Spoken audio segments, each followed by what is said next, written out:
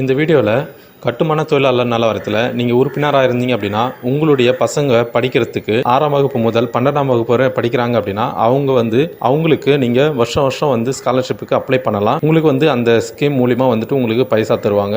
So அந்த ஸ்காலர்ஷிப்புக்கு எப்படி ஆன்லைனில் அப்ளை பண்ணுறது அப்படின்றத தான் இந்த வீடியோவில் நம்ம பார்க்க போகிறோம். அதுக்கு முன்னாடி நம்ம சேனலுக்கு மறக்காமல் சப்ஸ்கிரைப் பண்ணிக்கோங்க.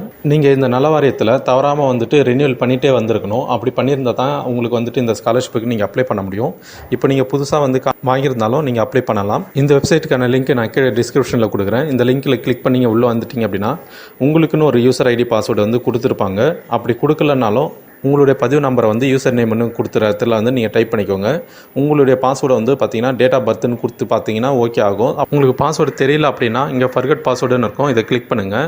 இதை கிளிக் பண்ணிங்கன்னா உங்களுக்கு உங்களுடைய ரிஜிஸ்ட்ரேஷன் நம்பரை இந்த இடத்துல டைப் பண்ணிவிட்டு நீங்கள் பதிவு பண்ணும்போது என்ன மொபைல் நம்பர் கொடுத்தீங்கன்னா அந்த மொபைல் நம்பர் டைப் பண்ணிவிட்டு சென்ட் ஓடிபின்னு கொடுத்தீங்கன்னா உங்கள் மொபைல் நம்பருக்கு ஒரு ஓடிபி வரும். அந்த ஓடிபி பாக்ஸில் என்டர் கொடுத்து சப்மிட்னு கொடுத்தீங்கன்னா மறுபடியும் உங்களுக்கு இன்னொரு 7 டிஜிட்டில் பார்த்தீங்கன்னா உங்களுக்கு ஒரு பாஸ்வேர்டுன்னு கொடுத்துருப்பாங்க.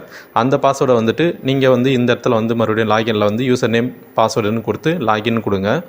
லாகின் கொடுத்தீங்க அப்படின்னா இதுதான் உங்களுடைய லாகின் பேஜ்.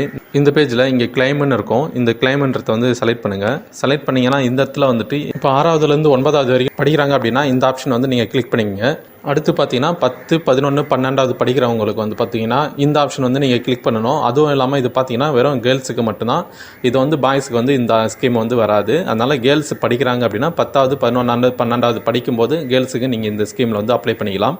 அடுத்த ஸ்கீம் பார்த்தீங்க அப்படின்னா 10ஆவது பாஸ் பண்ணது, 12ஆவது பாஸ் பண்ணது. இது பார்த்தீங்கன்னா ஜென்ஸுக்கும் கேர்ள்ஸுக்கும் நீங்கள் 2 பேருக்குமே 10ஆவது பாஸ் பண்ணாலும் சரி 12ஆவது பாஸ் பண்ணாலும் சரி அவங்களுக்கு இந்த ஸ்கீம் எலிஜிபிள் ஆகும். ஸோ இப்போ ஒரு ஸ்கீமாக நம்ம எப்படி பார்க்கலாம். இப்போ 10 இந்த 6th-லேருந்து 9th வரைக்கும் நம்ம செலக்ட் பண்ணிக்கலாம். இந்த பேஜில் பார்த்தீங்க அப்படின்னா இதில் உறுப்பினரோட டீட்டெயில்ஸ் இருக்கும். இதை கீழே டவுன் பண்ணிவிட்டு வாங்க. டவுன் பண்ணிவிட்டு வந்தீங்கன்னா இந்த இடத்துல பார்த்தீங்க அப்படின்னா இந்த இடத்துல கணவர் பெயர் தந்தை பெயர் அப்படின்னு கேட்டிருப்பாங்க. இந்த இடத்துல இவங்களுடைய பெயர் அவங்க கணவர் பெயரோ தந்தை பெயரோ அதை நீங்கள் இந்த இடத்துல தமிழில் நீங்கள் டைப் பண்ணிக்கோங்க.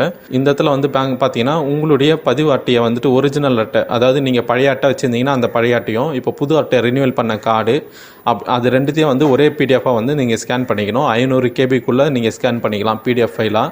அப்படி இல்லை நீங்கள் இப்போ தான் புதுசாக வாங்கியிருக்கீங்க அப்படின்னா அந்த ஒரு அட்டையே போதுமானது. ஸோ அதனால் இந்த சூஸ் ஃபைல் கொடுத்து இந்த இடத்துல அப்லோட் பண்ணிக்கணும். அதுக்கப்புறம் பார்த்தீங்கன்னா நலத்திட்ட உறுதிமொழி சான்றுன்னு கேட்டிருப்பாங்க. நலத்திட்ட உறுதிமொழி சான்று இந்த மாதிரி தான் இருக்கும். இந்த ஃபார்ம் டவுன்லோட் பண்ணுறதுக்கு டிஸ்கிரிப்ஷனில் லிங்க் கொடுக்குறேன்.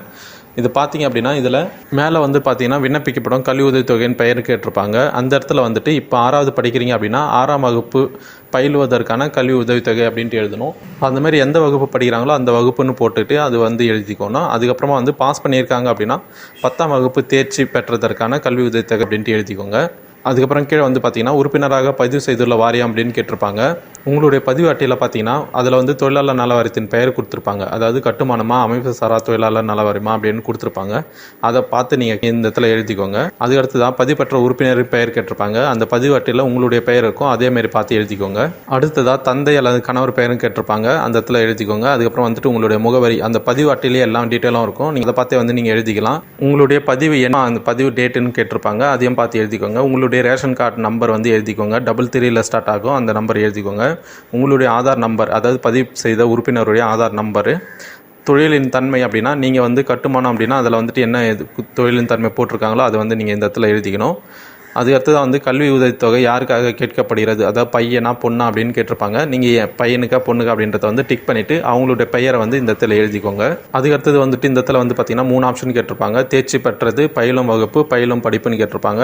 இப்போ 6ஆவதுலேருந்து 9ஆவது வரைக்கும் படிக்கிறாங்க அப்படின்னா இந்த இடத்துல பயிலும் வகுப்புன்றதை நீங்கள் டிக் பண்ணணும். அதுக்கப்புறமா தேர்ச்சி பெற்றாங்க 10ஆவது 12ஆவது பாஸ் பண்ணியிருந்தாங்க அப்படின்னா தேர்ச்சி பெற்றதை நீங்கள் டிக் பண்ணிக்கணும். பயிலும் படிப்புன்றது பார்த்தீங்கன்னா டிகிரி படிக்கிறவங்களுக்கு இது செல்லுபடியாகும். அதனால் இப்போதைக்கு நீங்கள் இதை மட்டும் பண்ணுங்கள்.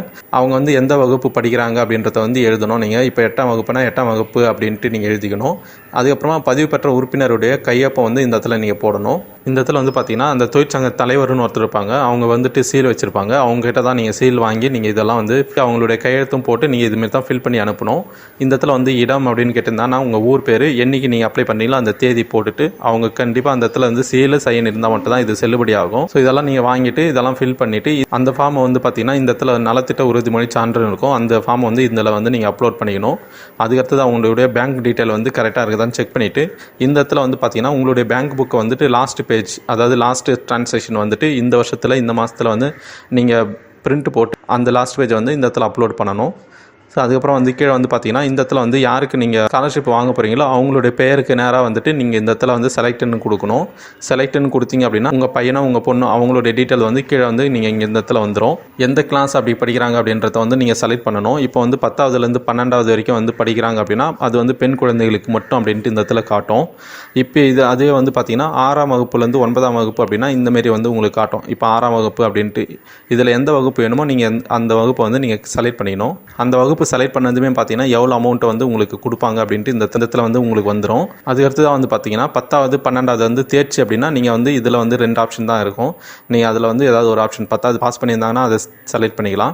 எந்த வருஷம் படிக்கிறாங்க அப்படின்றத வந்து கேட்டிருப்பாங்க. நீங்கள் வந்து அந்த வருஷம் வந்து இந்த இடத்துல 2023 24 இப்போ இந்த வருஷம் பண்ணுறீங்க அப்படின்னா 2023 24ன்னு வரும். நீங்கள் அதை வந்து செலக்ட் பண்ணிக்கணும்.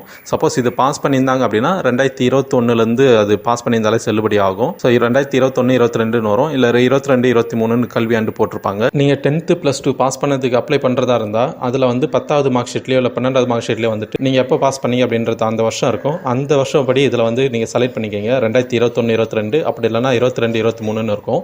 அதுக்கேற்ற மாதிரி நீங்கள் செலக்ட் பண்ணிக்கணும். அதுக்கப்புறம் பார்த்தீங்கன்னா பள்ளியின் பெயர், அந்த ஸ்கூல் எந்த ஸ்கூலில் படிக்கிறாங்களோ அந்த ஸ்கூலோட பெயர் நீங்கள் வந்து இந்த இடத்துல டைப் பண்ணணும். அதுக்கப்புறமா வந்து உங்கள் குழந்தையின் ஆதார் நம்பரை வந்து இந்த பாக்ஸில் நீங்கள் டைப் பண்ணிவிட்டு உங்கள் குழந்தையின் ஆதார் கார்டு அட்டையை வந்து இந்த இடத்துல வந்து பதிவேற்றம் செய்யணும். உங்கள் குழந்தை படிக்கிற ஸ்கூலோட அட்ரஸ் வந்து இந்த இடத்துல டைப் பண்ணிக்கோங்க.